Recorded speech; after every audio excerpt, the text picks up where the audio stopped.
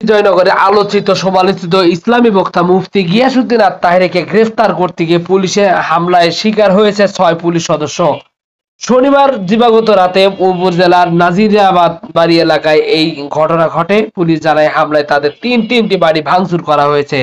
এর আগে বিনা অনুমতিতে মাহফিল আয়োজন করেন তাহেরী এমন খবর পেয়ে পুলিশ ঘটনাস্থলে গেলে কৌশলে তিনি সেখান থেকে পালিয়ে যান। পরে ঘটনাস্থল থেকে ৬ জনকে আটক করা হয়। এ সময় ক্ষুব্ধ তাহেরী ভক্তদের হামলায় আহত হন পুলিশ সদস্যরা। এরা হলেন SI Faruk, ASI Pradip Das, constable Yunus মিয়া, নিজামুদ্দিন, মহসিন কবির ও মোহাম্মদ শওকত। উপজেলা স্বাস্থ্য কমপ্লেক্সে চিকিৎসা দেওয়া হয়েছে তাদের।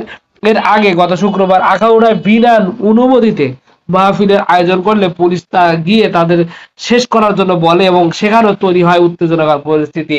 হামলায় আহত এক পুলিশ সদস্য উস্কানিমূলক বক্তব্য দেওয়া এবং হামলায় পুলিশ সদস্যের আহতের ঘটনায় তাহেরী সহ ১৫ জনের নামে মামলা করা হয়।